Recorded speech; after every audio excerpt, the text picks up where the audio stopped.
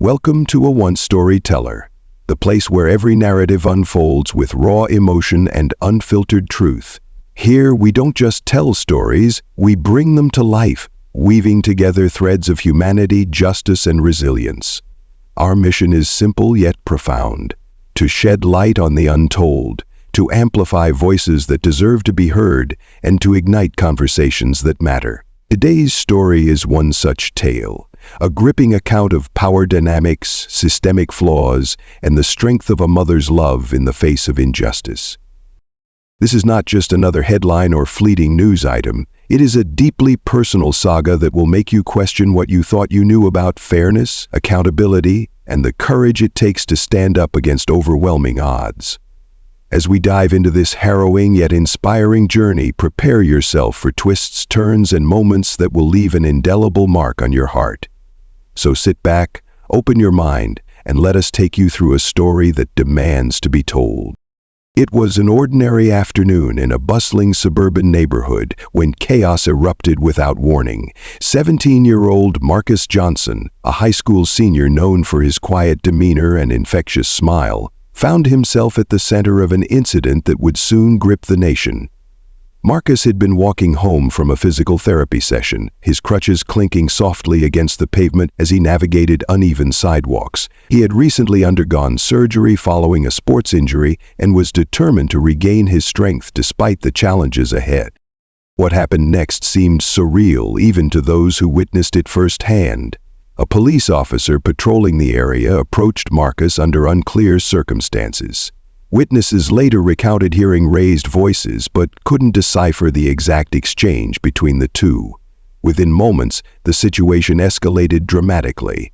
Without apparent provocation, the officer drew his stun gun and fired. The crackling sound of electricity filled the air as Marcus collapsed onto the ground, his crutches scattering beside him. The shock waves rippled far beyond the immediate scene. Bystanders screamed, some recording the incident on their phones while others rushed to help Marcus, who lay writhing in pain. What made the moment all the more jarring was the stark contrast between the teenager's vulnerability, his crutches lying useless beside him, and the overwhelming force wielded by the officer. For many, it was a visceral reminder of how quickly authority can turn into aggression, especially when directed toward marginalized communities. As word spread, outrage began to simmer among residents. Social media platforms lit up with posts condemning the act, calling for accountability and demanding answers. Questions swirled. Why did the officer feel threatened by a teenager on crutches? Was there any justification for deploying a weapon designed to incapacitate? And perhaps most importantly, why did incidents like these continue to plague communities of color? For Marcus' family, however, the questions were deeply personal. His mother, Angela Johnson, stood frozen in disbelief as she watched the viral video of her son being attacked. Little did anyone know at the time that Angela wasn't just another grieving parent seeking justice. She was also a prosecutor with decades of experience navigating the very system now scrutinized for its failures. Her role added layers of complexity to an already fraught situation, setting the stage for a battle that would test her resolve, expose societal fractures, and ultimately redefine what it means to fight for change. Angela Johnson wasn't new to the intricacies of the legal world. With over 20 years of experience as a prosecutor, she had built a reputation for being relentless yet fair, meticulous in her pursuit of justice, and unwavering in her commitment to holding wrongdoers accountable. She had prosecuted cases ranging from petty theft to violent felonies, earning respect from colleagues and adversaries alike. Yet nothing could have prepared her for the day she became both the advocate and the aggrieved party in a case that hit closer to home than anything she'd ever encountered. To understand Angela's response to the attack on her son, one must first delve into her background.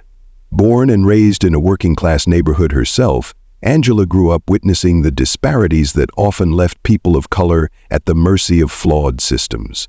Her father, a factory worker, instilled in her the importance of education as a pathway to empowerment. Her mother, a community organizer, taught her the value of standing up for those who couldn't speak for themselves. These lessons shaped Angela's worldview and fueled her decision to pursue law, not merely as a career, but as a calling. Her professional journey was marked by milestones that reflected her dedication. Early in her career, she worked tirelessly to secure convictions against repeat offenders, preying on vulnerable populations.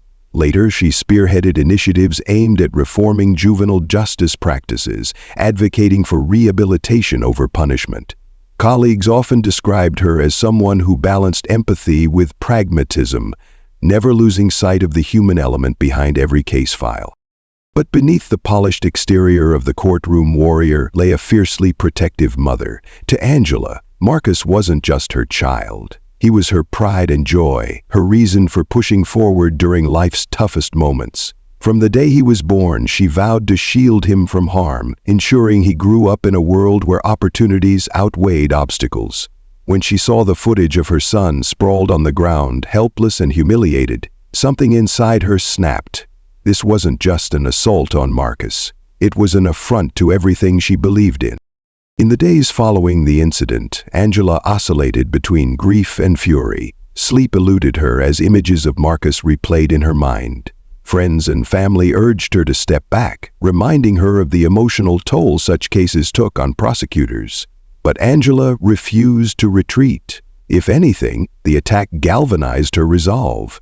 She knew better than anyone how difficult it was to hold law enforcement accountable, particularly when victims belonged to marginalized groups. Now, armed with insider knowledge of the system's loopholes and blind spots, she felt uniquely positioned to challenge the status quo. Angela's dual identity as a seasoned prosecutor and a devastated mother placed her in an unprecedented position.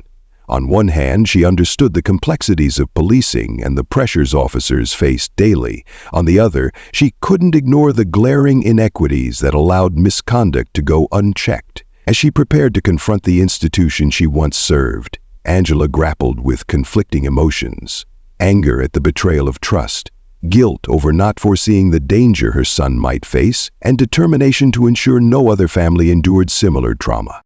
Her decision to take action wasn't made lightly. It required setting aside years of professional detachment and embracing the raw vulnerability of a parent fighting for her child. In doing so, Angela transformed from a detached enforcer of laws into a passionate crusader for systemic change.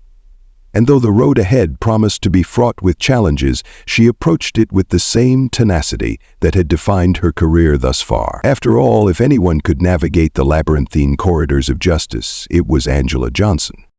As the initial shock of the incident subsided, attention turned to the actions of the officer involved. Identified as Officer Daniel Grayson, a 5-year veteran of the local police department, his conduct during the altercation came under intense scrutiny. Body cam footage released by the department painted a disturbing picture, revealing details that contradicted earlier statements provided by law enforcement officials. The video showed Marcus calmly walking along the sidewalk, his crutches clicking rhythmically against the pavement. Officer Grayson's patrol car pulled up beside him, and within seconds the officer exited the vehicle, shouting commands that were muffled by the camera's audio limitations. Witnesses later confirmed that Grayson accused Marcus of acting suspiciously and demanded he stop moving. Confused and startled, Marcus attempted to explain himself, gesturing toward his crutches as if to signal his inability to comply swiftly. Instead of de-escalating the situation, Grayson grew increasingly agitated, his tone escalating from stern to aggressive. What followed next was chilling. Despite Marcus posing no visible threat, his hands empty, his movements slow due to his injury, Grayson reached for his stun gun. The footage captured the brief hesitation before he fired, the electrical charge sending Marcus crashing to the ground. The entire encounter lasted less than 2 minutes, yet its implications reverberated far beyond the confines of that suburban street.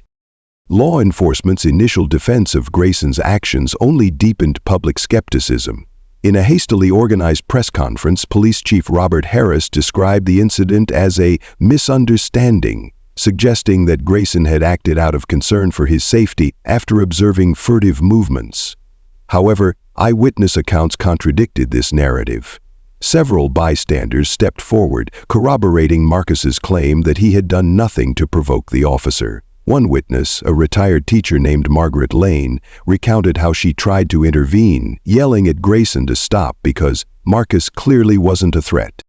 The inconsistencies didn't end there. An internal review conducted by the police department revealed troubling patterns in Grayson's past behavior. Records showed multiple complaints filed against him for excessive use of force, though none had resulted in disciplinary action.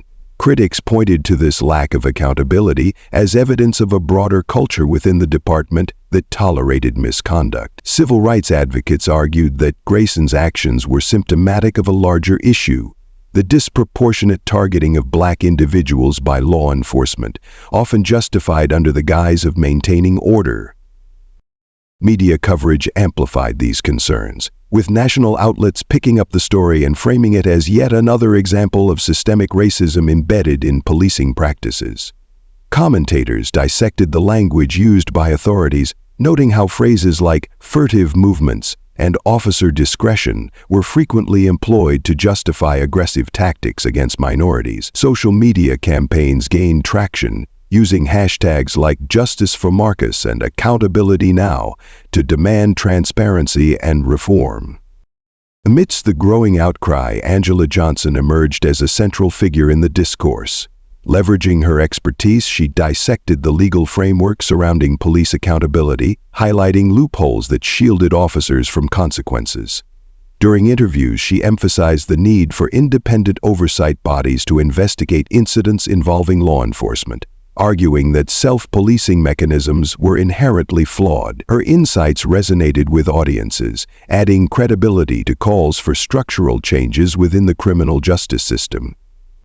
The controversy surrounding Grayson's actions underscored the precarious balance between public safety and individual rights. While supporters of law enforcement defended Grayson as a dedicated officer facing challenging circumstances, detractors countered that his behavior exemplified the dangers of unchecked power. As debates raged on, one thing became clear: the incident involving Marcus Johnson had ignited a firestorm that would not be extinguished until meaningful reforms were enacted. With the weight of her son's ordeal pressing heavily on her shoulders, Angela Johnson embarked on a mission that transcended personal grievances. This wasn't just about securing justice for Marcus. It was about dismantling the systemic barriers that allowed such injustices to occur repeatedly. Armed with her legal acumen and fortified by maternal instinct, Angela launched a multi-pronged campaign aimed at exposing the truth, rallying support, and driving legislative reform. Her first step was to file a formal complaint with the police department, demanding an independent investigation into Officer Grayson's conduct. Knowing full well the limitations of internal reviews, Angela simultaneously sought the assistance of civil rights organizations and advocacy groups. Together, they formed a coalition dedicated to amplifying Marcus's story and pushing for accountability. Press conferences became a regular occurrence, each one drawing larger crowds of supporters eager to hear Angela's impassioned pleas for justice. Her speeches struck a chord, blending raw emotion with razor-sharp analysis of the systemic issues plaguing law enforcement. Beyond public advocacy, Angela leveraged her connections within the legal community to build a robust case against Grayson. She meticulously gathered evidence, poring over body cam footage, witness testimonies, and prior complaints against the officer. Every detail mattered, and Angela left no stone unturned. Her efforts culminated in the filing of a lawsuit alleging excessive use of force and violations of constitutional rights. The legal battle was arduous, requiring Angela to navigate complex procedural hurdles while managing the emotional toll of reliving the incident repeatedly. Yet, her determination never wavered. Simultaneously, Angela turned her focus toward policy reform. Recognizing that true change required addressing root causes rather than merely punishing individual offenders, she collaborated with lawmakers to draft legislation aimed at increasing police accountability. Among the proposed measures were mandatory body cameras for all officers, stricter penalties for misconduct, and the establishment of civilian oversight boards empowered to investigate complaints independently. Angela testified before legislative committees, sharing Marcus's story to humanize the statistics and underscore the urgency of reform. Her eloquence and authenticity won over skeptics, gradually building bipartisan support for the bills. Public opinion played a pivotal role in advancing Angela's agenda. Media coverage of the case sparked widespread outrage, fueling grassroots movements across the country. Protest marches, vigils, and online petitions proliferated, keeping the issue firmly in the national spotlight. Influencers and celebrities joined the chorus, amplifying Angela's message through their platforms. Hashtags like "Justice for Marcus" trended globally, transforming a local tragedy into a symbol of resistance against systemic oppression. Throughout this whirlwind of activity, Angela remained steadfast in her commitment to protecting Marcus's dignity. She shielded him from intrusive media inquiries, ensuring that his recovery remained the top priority. At the same time, she encouraged him to share his perspective when ready, believing that his voice could inspire others to speak out against injustice. Their bond deepened through shared adversity, reinforcing Angela's resolve to create a safer world for her son and countless others like him. Despite the immense pressure, Angela found solace in the solidarity surrounding her cause. Allies from diverse backgrounds rallied to her side, offering resources, expertise, and moral support. Community leaders praised her leadership, crediting her ability to unite disparate factions under a common goal. Even critics acknowledged the legitimacy of her arguments, conceding that meaningful reform was long overdue. As months passed, tangible progress began to materialize. The lawsuit against Grayson proceeded to trial, resulting in a landmark verdict that held the officer accountable for his actions. Meanwhile, several states adopted versions of the proposed legislation, signaling a shift toward greater transparency and accountability in policing. Though challenges persisted, Angela's tireless efforts laid the groundwork for lasting change. Through it all, Angela remained acutely aware of the broader implications of her work. This wasn't just about one officer or one incident. It was about confronting the entrenched biases and institutional failures that perpetuated cycles of harm. By channeling her pain into purpose, Angela demonstrated the transformative power of resilience and advocacy. Her journey served as a beacon of hope, proving that even in the darkest moments, collective action could illuminate a path toward justice. The culmination of Angela Johnson's relentless pursuit of justice reverberated far beyond the courtroom. Where Officer Daniel Grayson was ultimately convicted, the verdict sent shockwaves through the law enforcement community, serving as a stark reminder that accountability was no longer optional, but imperative. For many officers accustomed to operating within a culture of impunity, Grayson's conviction shattered the illusion of invincibility. Departments nationwide scrambled to reassess their policies, recognizing that failure to adapt risked further erosion of public trust. One of the most significant outcomes of the case was the sweeping adoption of Angela's proposed legislative reforms. States across the country implemented mandatory body camera requirements, ensuring that interactions between officers and civilians were documented transparently. Stricter penalties for misconduct discouraged reckless behavior, while newly established civilian oversight boards provided an avenue for impartial investigations. These measures collectively signaled a paradigm shift, a move away from self-policing toward external accountability. Communities of color, historically disproportionately affected by police brutality, experienced a renewed sense of empowerment.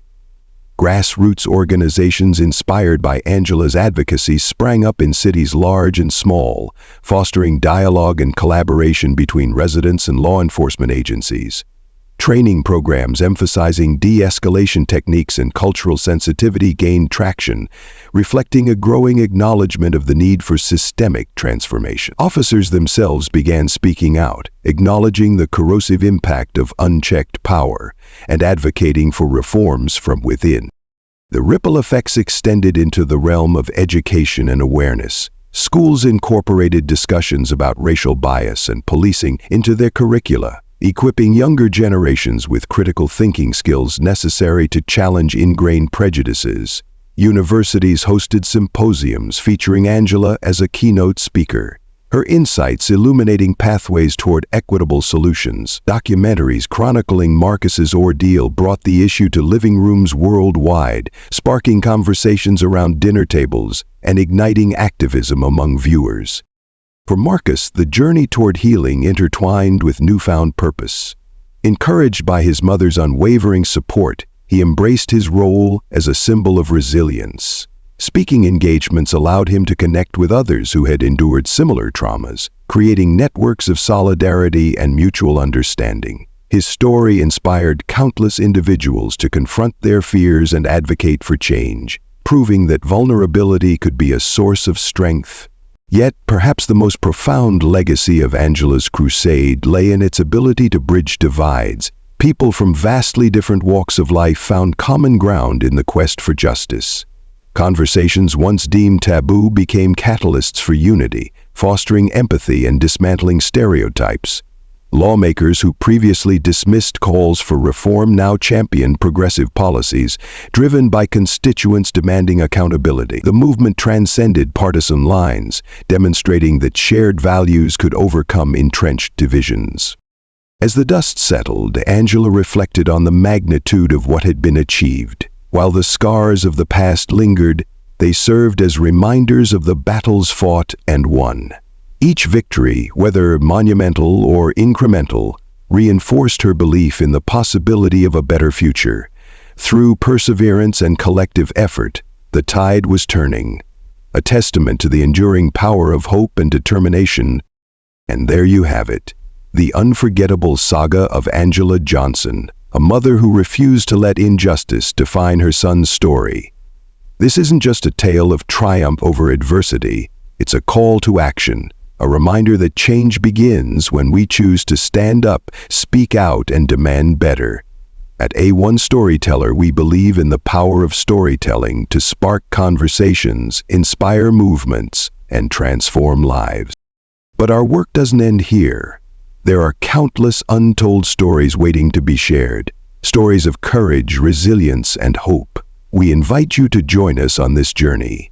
Subscribe to A1 Storyteller for more narratives that challenge perceptions and ignite change. Share this story with friends, family, and anyone who needs to hear it. Together, let's amplify voices that deserve to be heard and create a world where justice prevails. Stay tuned for our next episode, where we'll delve into another remarkable story that proves the extraordinary lies within the ordinary. Until then, keep questioning, keep believing, and above all, keep telling your own stories, because every voice matters.